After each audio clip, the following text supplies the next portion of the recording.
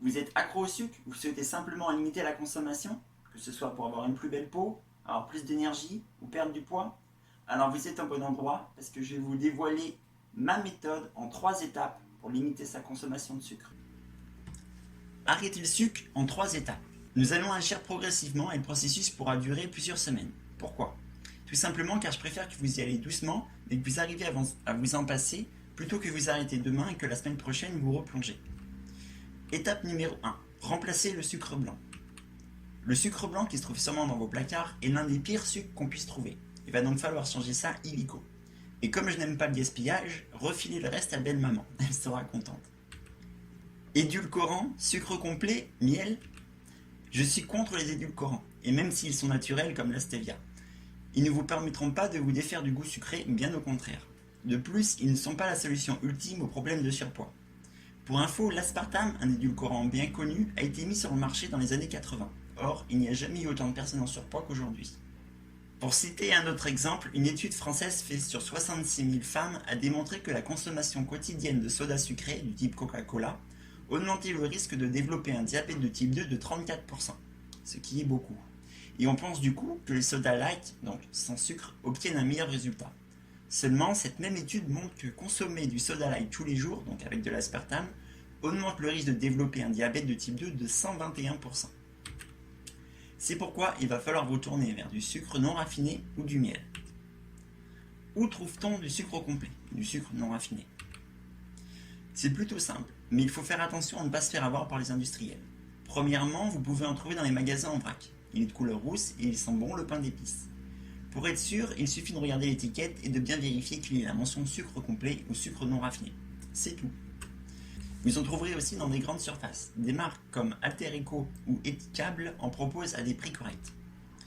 Pourquoi prendre du sucre complet par rapport au sucre blanc? Complet ou pas, ça reste du sucre, on est d'accord. Seulement, le sucre complet contient des vitamines et minéraux qui sont vitaux pour être en bonne santé.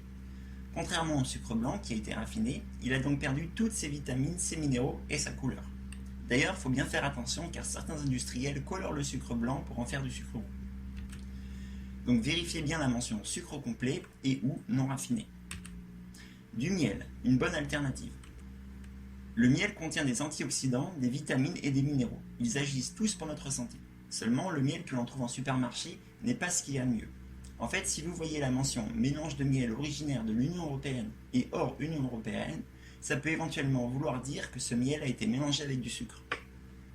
C'est pourquoi il est important de bien lire les étiquettes ou de se tourner vers des producteurs locaux. Étape 2. Réduire sa quantité de sucre. Dans cette seconde étape, nous n'allons pas modifier la quantité. De sucre que vous ajoutez dans vos pâtisseries et boissons. Mais nous allons nous attaquer directement à la source principale, le sucre caché. Donc continuez à sucrer vos boissons et pâtisseries avec l'alternative que vous avez choisie. Comme je l'ai dit, on va y aller par palier. En revanche, il va falloir supprimer tous les biscuits, les bonbons, les gâteaux, les yaourts aromatisés, les boissons sucrées, les glaces et tout ce qui contient du sucre de vos placards. La liste est très longue et on trouve du sucre dans des aliments qu'on pensait sans sucre. Par exemple, j'ai trouvé du sucre dans du pain industriel. Les industriels sont des petits malins. Le sucre ne se cache pas uniquement sous l'appellation sucre. Eh oui, ça serait trop simple. Heureusement pour nous, on peut facilement repérer les autres noms du sucre. En effet, la majorité se termine par le suffixe ose. Ainsi, vous avez entre autres le galactose, le lactose, le fructose, le dextrose, le saccharose, sirop de glucose, etc., etc. Seulement, il existe également des sucres qui ne se terminent pas par ose. Vous avez la mélasse, le caramel, la cassonade et les sirops. Mais ces noms-là sont plus communs et on comprend assez vite que c'est du sucre. Bref, de quoi être perdu. Et toujours lire les étiquettes des produits, c'est assez fastidieux. C'est pourquoi vous avez 2 choix. Choix numéro 1, c'est bannir tous les produits industriels. Il faut du courage pour le faire, mais votre santé s'améliorera grandement. Choix numéro 2, lire les étiquettes une fois et ne plus changer de produit tant qu'ils nous conviennent. Du coup, on perd juste un peu de temps les premières fois qu'on fait ses courses. Maintenant, j'aimerais attirer votre attention sur les biscuits sans sucre industriel. Honnêtement, il faut mieux manger des biscuits avec du sucre blanc que ces produits-là. Ils font partie des aliments ultra transformés, des aliments néfastes pour votre santé et votre tour de taille. Petite note sur les sucres naturels. Les fruits et certains légumes contiennent naturellement du sucre, le fructose. Étant donné que ce n'est pas du sucre ajouté, vous ne prenez pas de risque. La même chose s'applique au lait. Il contient naturellement du sucre, le lactose. Si vous avez suivi, j'ai mentionné le fructose et le lactose dernièrement. Sous forme naturelle, c'est-à-dire dans les fruits ou le lait, ça ne pose aucun problème. En revanche, bien que je vous conseille de manger entre 2 et 5 portions de fruits par jour, évitez de consommer plus d'un produit laitier par jour. Étape 3, réduire sa consommation à la maison. Bien, normalement à cette étape, vous devriez avoir chez vous uniquement du sucre complet ou du bon miel. Les biscuits et autres sucreries industrielles ont dû disparaître de vos placards et vous avez peut-être vu que bizarrement, vos courses vous ont revenu moins cher, ce qui est totalement normal. Dans cette ultime étape, vous allez apprendre à réduire le sucre ajouté par palier. Pour arrêter du jour au lendemain, il faut du courage, car c'est vrai, ce n'est pas toujours facile, et le risque de rechute est important. Globalement, vous devez agir sur 2 principaux points. La boisson chaude du matin, café, thé, infusion, etc. Et les desserts, pâtisserie, biscuits, yaourt, glace. Commençons donc par le début avec la boisson chaude. La technique 50-50-0. Cette technique est assez simple. Il suffit de commencer par prendre 50% de sa dose habituelle de sucre, puis de réduire de nouveau de 50% une fois qu'on est habitué, pour enfin tout supprimer. Je vais vous donner un exemple pour que ce soit plus clair. Véronique prend 2 carrés de sucre dans son café du matin. Elle va donc mettre 1 carré de sucre complet dans sa tasse, soit 50% de sa dose normale. Une semaine après, elle s'est habituée. Elle passe donc à un demi-carré de sucre, ce qui représente 50% de sa nouvelle dose. Un peu amère, elle met presque 2 semaines à s'habituer au goût du café. Cette fois, elle a totalement supprimé le sucre de son café, soit 0% de sa dose. En revanche, elle met plus de 3 semaines à s'habituer au goût, mais elle est arrivée. Bravo Véro! Même si je ne vous conseille pas de regarder les calories, je vous explique ce que Véronique a économisé. 1 carré de sucre pèse environ 5 grammes, soit 20 calories. 2 carrés de sucre équivalent donc à 40 grammes. Après avoir supprimé le sucre de son café, elle économise donc 1200 calories par mois, ce qui n'est pas négligeable. Et ça, c'est uniquement si elle prenait qu'un seul café par jour. La même chose s'applique avec le miel ou le sucre en poudre, bien que ce soit plus difficile à doser. Et si vous consommez plus de 2 sucres dans votre café, vous pouvez rajouter une étape, ce qui donnera au départ 4 sucres, puis 2, ensuite 1, puis la moitié d'un, et enfin 0. Petite notion sur les jus de fruits. Personnellement, je ne conseille pas de consommer du jus de fruits. En fait, les fruits ont dû subir des traitements à très haute température. Donc clairement, dans votre jus, il n'y a aucune vitamine. Donc boire du jus le matin, ça sert à rien. Autant prendre un fruit frais. S'il y a des vitamines, c'est uniquement parce que l'industriel les a rajoutées. Si vous êtes une fanatique des jus de fruits, je vous suggère de vous tourner vers des jus 100%. Au moins, même s'il n'y a rien de bon dedans, il n'y a rien de mauvais aussi. Je n'aime pas le goût du café sans sucre. Plusieurs choix s'offrent à vous. Le premier, c'est de vous poser la question. Au fait, est-ce que j'aime vraiment le café? Et oui, beaucoup de personnes consomment du café par habitude, mais n'aiment pas forcément ça.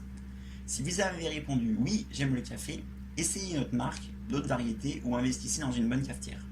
Si vous avez répondu non, bah déjà c'est bien, bon, même si vous a fallu plus de 30 ans pour vous en rendre compte, mais bon, vaut mieux tard que jamais. Hein. Dans ce cas, vous pouvez vous tourner vers des alternatives, comme le thé vert, le rooibos, les infusions, le maté ou la chicorée à l'eau. Le second choix est de rallonger votre café, ou au contraire de le corser davantage. Bien, maintenant qu'on a réglé le problème de la boisson chaude, attaquons-nous au dessert. Les desserts. Normalement, vous n'avez plus de desserts sucrés à la maison.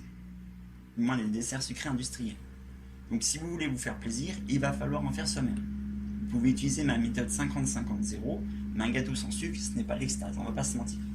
Maintenant, il n'est pas nécessaire de mettre 50% du poids de votre dessert en sucre non plus. Il y a un juste milieu. Et ce juste milieu, malheureusement, il va falloir le trouver vous-même. Une chose est sûre, c'est qu'en supprimant le sucre comme nous venons de le faire, vous risquez de développer une sensibilité accrue au sucré.